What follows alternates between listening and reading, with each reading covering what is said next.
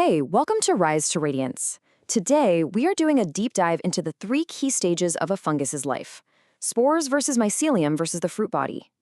We're going to break down what each one is, what it does, and why, if you're a cultivator, mastering this knowledge is absolutely the most critical first step you can take. So let's start with a number that, honestly, it just looks fake. 1 billion.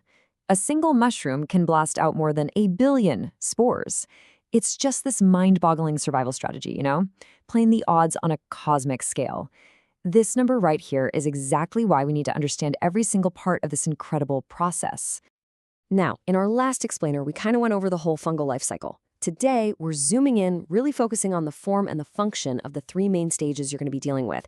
And look, this isn't just trivia. This is the core knowledge that literally separates a fantastic harvest from a failed attempt. Every single thing you do depends on this. So here's our game plan. We'll start with the spore, this tiny microscopic pioneer. Then, we'll pull back the curtain on the mycelium, what I'm calling the true organism. After that, we get to the main event, the final flourish of the fruit body. And at the end, we'll bring it all together to see how these three stages have one single goal. So let's jump right in. All right, part 1, the spore. We're starting at the absolute beginning, ground zero. Think of this as a microscopic spaceship launched on a mission to find and colonize a brand new world. So what exactly is a spore? Well, it's a tiny, single cell built for reproduction. And here's the keyword, haploid. All that means is it's carrying only half of the genetic instructions. It's like having half a blueprint. To actually build anything, it needs to find a compatible partner that has the other half. To really nail this down, let's put it side by side with something we all know, a plant seed. As you can see, they're worlds apart. A seed is a complex, multicellular thing. A spore is just one cell. A seed is diploid. It's got the full genetic blueprint, and it even packs its own lunch with built-in food reserves. Our little spore is haploid. Half a blueprint, no lunchbox. It is completely on its own, and when it germinates, it doesn't become a seedling, just one single tiny thread called a hypha. The spore's entire mission, its whole purpose, is to travel. By releasing billions of them, the fungus is essentially playing the lottery, just hoping that one or two of them hit the jackpot and land in a perfect spot. And these things are masters of patience. They're incredibly resilient. They can survive being frozen, being dried out, and just wait, dormant, for years, sometimes decades, until that perfect combo of signals finally arrives: the right moisture, the right temperature, and a food source nearby. Only then does the journey really begin. And this is exactly where we, as cultivators, step in. We basically hack this natural process. We can collect these spores on a piece of foil, which creates what's called a spore print. It's like a unique fingerprint for that mushroom. Or we can suspend them in sterile water, creating a spore syringe. And that syringe becomes our precision tool for inoculation, which is just a fancy word for introducing the spores to their new home.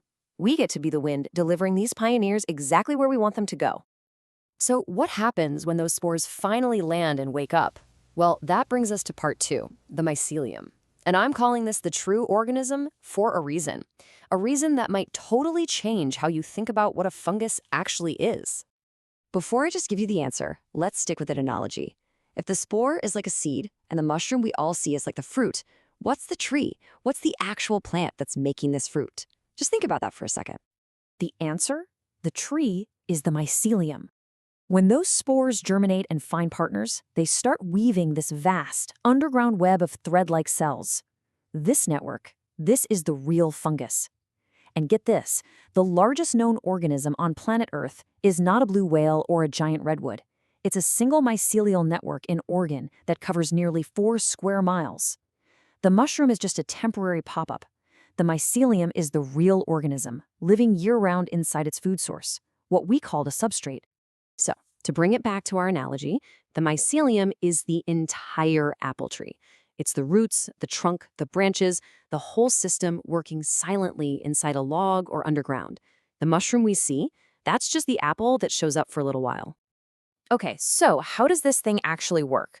Well, think of the mycelium as the engine of growth. It pumps out these powerful enzymes into its food, the substrate, and those enzymes break down tough stuff like wood into simple sugars it can eat. It then absorbs those nutrients. So, in a way, the mycelium is like an external stomach. It digests its food on the outside and then uses its network like a circulatory system to pump nutrients everywhere. Its whole life is just eating, expanding, and storing up energy for the grand finale. Now, as a cultivator, you get a front row seat to watch all this happen, and you'll usually see one of two types of growth. On the left here, you've got rhizomorphic growth. See those strong, rope-like strands? That is often a fantastic sign of really vigorous, healthy genetics. Then on the right, you have tomentose growth. It's much more fluffy, kind of cottony. Now, this can sometimes mean it needs a bit more fresh air, but a lot of the time, it's just how that particular genetic line expresses itself. Learning to read these two is key. All right, this brings us to the main event, the grand finale, the part of the fungus we all know and love. Part 3, the fruit body, what we're calling the final flourish.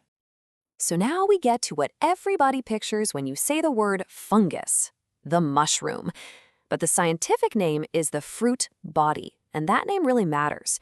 It reminds you that this isn't the whole organism. Nope, it's a temporary, highly specialized structure that the mycelium builds for one, and only one, specific purpose. And that one purpose is reproduction. That's it. The fruit body is a high-tech spore factory. Its entire, very brief existence is all about making and then releasing the next generation.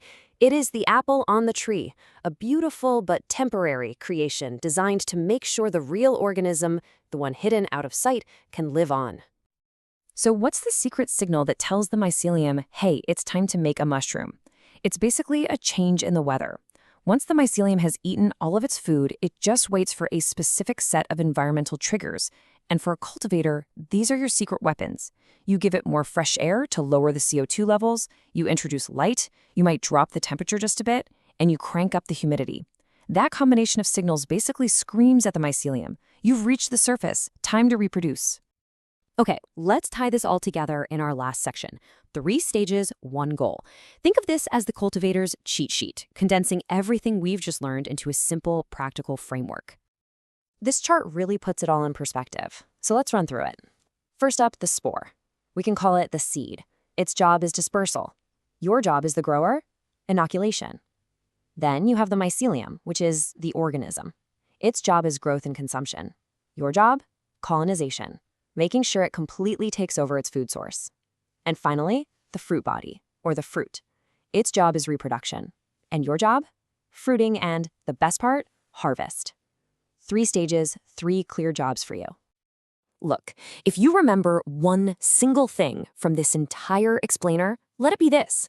Your job is not to grow mushrooms. Your job is to grow mycelium. The mushroom, the fruit body, that's just the reward you get for cultivating a healthy, thriving mycelial network.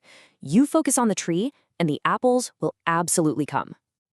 And don't just take my word for it. This quote really sums up that process perfectly. The mycelium excretes enzymes, then absorbs these degraded and soluble molecules. It's not passive. It's actively breaking down and reshaping its world to feed itself. That's the powerhouse process you're managing as a grower. So we've covered the what. We now have a solid framework for understanding the life of a fungus. The real question is, are you ready for the next step? Are you ready to master the how? How do you create those perfect conditions for each of these stages to thrive? Thanks so much for joining us on Rise to Radiance. If you found this helpful, you know what to do. Be sure to like and subscribe for more. In our next explainer, we're going to zoom in even closer on that fruit body, exploring the anatomy of caps, gills, stems, and veils. So until then, the next time you see a mushroom, just remember you're only seeing the flower.